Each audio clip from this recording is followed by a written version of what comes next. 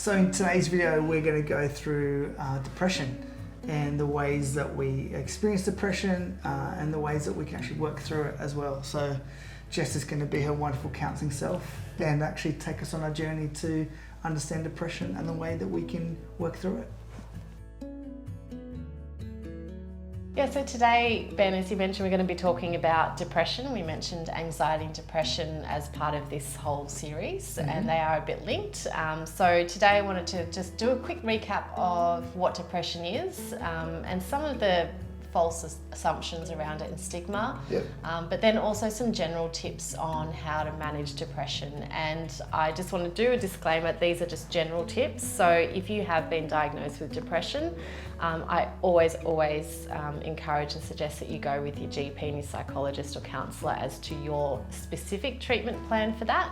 But these are just some of the general things that have been used and can be effective overall, so we'll have a look at those. But first we're going to take a look at the symptoms of depression just for a bit of a recap.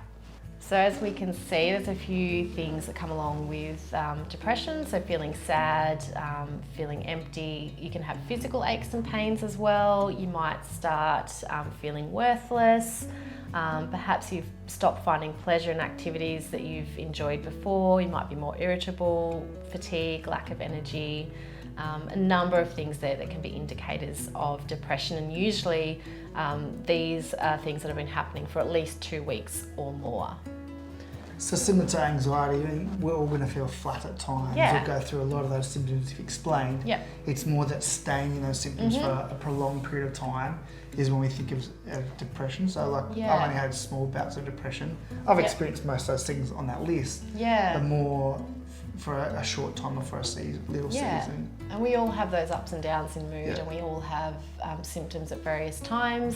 And as we discussed in the first video, there can be, you can have depression off the back of an event, like a job loss or the loss of somebody or relationship breakdown. And it can be more circumstantial depression, or you can have ongoing depression. So if you do feel like you've had any of those symptoms for a long period of time or a couple of weeks, it's definitely worth going and seeing someone about that, which we'll get to in a second. But I know that with depression, there can still be a bit of a stigma around it. Absolutely. And there's some, some assumptions I do want to just touch on, because I've been through depression before, and I know at first I was really embarrassed to tell anyone about it, because it felt like, there's something wrong with me, I must be broken. So that's something that often, if people feel like they've been told they've got depression, there must be something wrong with me. There isn't. It's really common, and again, it could be off the back of something that's happened significantly in your life, and it could be a number of other things. So, and you're not alone. But I guess that's one of the big messages from today, right? That and why we're doing this is because we don't want people to feel alone. We do know it's a fairly common thing in our community, in our business community, in our friends and family and stuff. And we don't want people to feel that guilt around depression. Even in this 2020, there still is some stigma and some guilt for often with people with depression. So we want to knock that on the head as best we can. Exactly. And it's not a case of depression is who you are, but it's something that you're experiencing, and it can be managed. Because something else that some people do think, particularly if they go down the path of, this is genetic, or this is a chemical imbalance in my brain, and they think, there's nothing I can do, it's permanent. Now, yes, there are biological factors that come into it and factor into it, but there's so many other factors, and it's not the sole thing. So it's not an all or nothing approach. So it is manageable, it is treatable. It's not necessarily permanent. You might be, have more risk of being depressed at some point in your life if you've had an episode before. But again, it's not an all or nothing, and it's not like, there's nothing I can do because it's all chemical, so I can't change it. So, again, make sure that you are speaking with your GP or counsellor, psychologist about it. But again, just taking off that, there's nothing I can do. And the other thing that people just still sometimes think is, it means I'm lazy, or it means I'm a failure, or it's a weakness to have depression. And some people see depression as laziness because people, when they're experiencing depression, often struggle to be doing their daily activities or getting out of bed. Yep. And so that's a common misconception is, well, you're being lazy, just get up. It's interesting you say that, because some incredibly powerful, productive people have had long bouts of depression. Yeah. Like if I think about Winston Churchill, who was the Prime Minister of the UK during World War II, or John Curtin, the Australian Prime Minister, they both had significant bouts of depression, and yet were two incredible leaders leading their countries.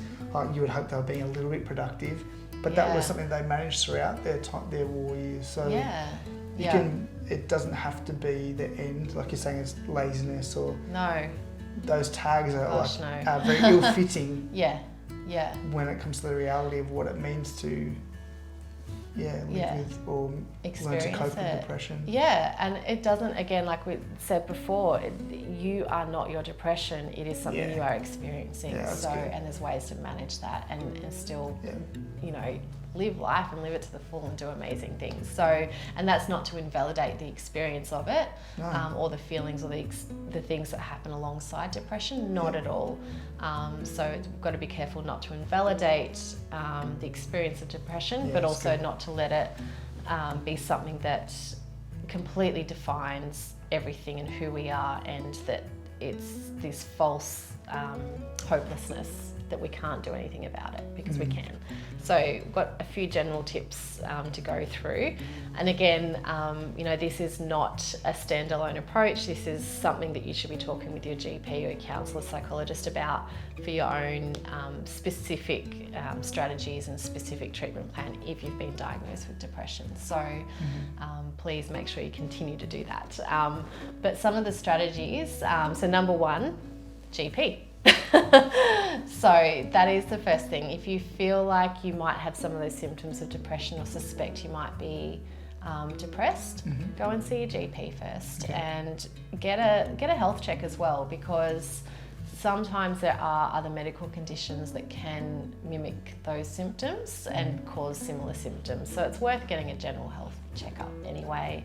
And your GP can also sort of do a assessment as to whether, you know, whether they think you're depressed or not, or experiencing that. So if you're unsure, go get checked first thing.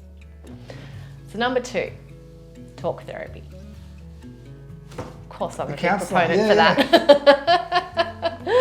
Is usually the next step in it anyway. So if it's something that you have been experiencing, you are experiencing, then please go and see someone, because counselling and psychology can do wonders. It actually even helps change like the way that we learn and the structure of our brain. It can be just talking with someone through things, but they will have strategies and things that they can teach you, as well as help you unravel what's going on in your mind. Perhaps there is some unresolved pain or hurt, or it's off the back of an event like the loss of someone, which is why you might be depressed. So processing those emotions, processing that grief, learning to manage difficult emotions, learning how to manage depression if you have been diagnosed with depression and what you can do about it. So talk to someone, go and see someone, and don't quit on the first go. So what, like, we both think that's really important. Yeah. I guess because we've both experienced therapy and having to continue to walk through it. Because for me, often when I do go back to therapy, and I've been through a few seasons of it, I like it and I don't at the same time, and so it can be hard to keep going. It's almost like exercise, like you've got to keep pushing through sometimes to see real benefits from it. Yeah, look, what can happen, you know, a number of things can happen in that first session. Perhaps you haven't quite found the right person yet. That can happen. Totally. Rapport and connection with your therapist is extremely important. So if you don't feel that they're right for you and you're not gelling with them, that's okay. Like, you don't feel obliged to keep going back to that person. Absolutely. Because we both recommended counsellors for people and stuff, and sometimes you just don't connect with that counsellor. That doesn't mean that counselling doesn't work anymore. That going on a date and that not working doesn't mean that dating doesn't work. It just means that was the wrong connection. It was the wrong, exactly. So that can sometimes happen. What can also happen, particularly in your first session, is it can be draining. Like, you can't come out there and go, oh my gosh, I feel flatter, I feel more tired, I feel like all this stuff's being brought up. That can be a typical thing as well. So I always say to people, like, if you can do your counselling sessions with some space and time afterwards to process, or to have something planned where you know it's going to recharge you and lift you up again. Because look, it can be a little bit draining initially. But again, it's like you mentioned with exercise, like that first bout of exercise, if you haven't been doing anything, is like, oh, I'm dead. Like my muscles are so sore, I'm so tired. But you build up that strength, and so similar with counselling process, you are going to navigate some of that stuff. You're going to build up resilience and build up strength and deal with some of the stuff that's making you feel a bit down. So I say don't quit on the first go. And you know, we can also in some cases refer you to some counsellors or psychologists that we know in the area. Obviously we don't know everyone, so but can help point you in the right direction if you need help. So number 2, talk therapy. Number 3 in my general tips is around physical wellness. So exercise, nutrition and sleep. Red Bull. No, not quite. Not quite. Red Bull helps me exercise. It doesn't help me. It's not nutritious at all. Laughing is good medicine. Laughing is good medicine, definitely. So no, don't listen to why Ben. Is exercise? Not about any of this kind of stuff. So I mean, why is exercise such a big deal when it comes to depression? Because you hear that a lot, but what's the point? Why do it? For sure. Look, you know, without having all the scientific studies in front of me, it is now becoming, there's been a lot of research done around the benefits of exercise, and I could go on for days about that, but one of the areas they are starting to use exercise as an effective treatment and preventative is in the areas of treating depression. So it's often now used alongside other things, but they have found it to be extremely effective. You know, part because it does actually change your brain structure and things in your brain. It helps with learning and memory as well. It helps release those feel-good sort of endorphins and release stress as well from your body. So look, without going into all the science of it, because I'm also not a scientist, there are many studies out there and many psychologists and counsellors and doctors now utilising exercise as part of the treatment plan for depression. So getting moving, whatever that might look like for you, if it's dancing around your living room, going for a walk, or joining a Zumba class, pulling to a barrel, you know, on a bodyboard, or doing a big power turn snowboarding. It's good for my soul. Movement that suits you, and obviously that is within your capacity and capability as well. So, but really important, and there's huge links between nutrition and mood as well, and just mental health and physical health. This is where Red Bull comes in, right? No, still not? Not yet. No, okay. Sorry to say, Ben. No, that's fine. So what kind of nutrition is good for your mental health? Well, look, again, I won't go into too much detail here because whilst I have been sort of trained as a health nutrition coach, I'm not a nutritionist or dietitian or anything like that. But, you know, sometimes when we are feeling down, we do want to do all that comfort food and that processed food and lots of sugar and lots of junk, lots of just takeaway and things like that, which, you know, so fresh and healthy and vegetables and sorry, I'm just ignoring you now, aren't I? No, that's fine. You probably should ignore me. I definitely am a comfort eater. Look, we all do it, and we shouldn't beat ourselves up for a bit of chocolate. Actually, some dark chocolate's good for you. It's not really helping me work through it. Like you're saying, it's helping me avoid it rather than actually work through what's going on. So it's all those healthy foods really are the things we want to be eating to actually help us with our mental health journey. And if you do need, you know, obviously support with that, then again, like, you know, going to someone that is a professional in that area can help you sort of figure out what's best for you, and you know, and again, you touched on it, and we won't go into it, but the whole emotional eating thing, and it's not actually coping with, there's a whole other thing around that too. We won't go into that.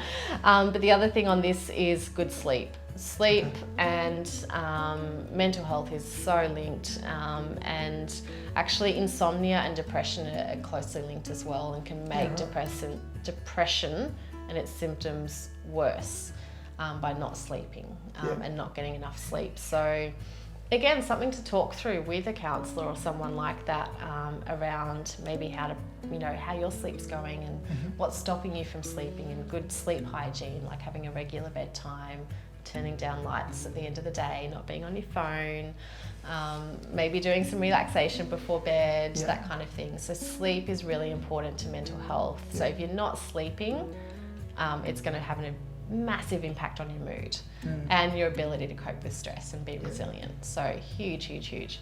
Final step, number 4, get informed. So I put that on there, Ben, because I think, again, like knowledge, arming ourselves with knowledge and then acting on that is where the power is. So again, learning about depression and learning about symptoms of depression and treatments for depression, again, can help get rid of some of that stigma, can help you realise what's out there and what might work for you, because there are different treatment therapies, there's different options.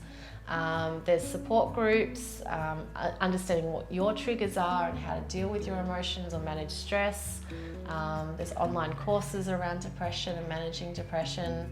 So many things out there. We've put some links below as well, but I think being informed, and even if it's not because of you yourself going through depression, it might help someone else. And we will touch on that in another episode around how to support people with anxiety and depression. But get informed, like get to know your options, get to know what depression is, and get to know what that looks like for you, and get support. The more we know about it, I think the better. So that's really cool. So just to quickly recap again, first and foremost, always go and see someone if you do have depression. So GP, go to your GP if you suspect you might have depression. Talk therapy, so counselling, psychologist. Good nutrition, exercise and sleep, minus the Red Bull. Got in. And get informed.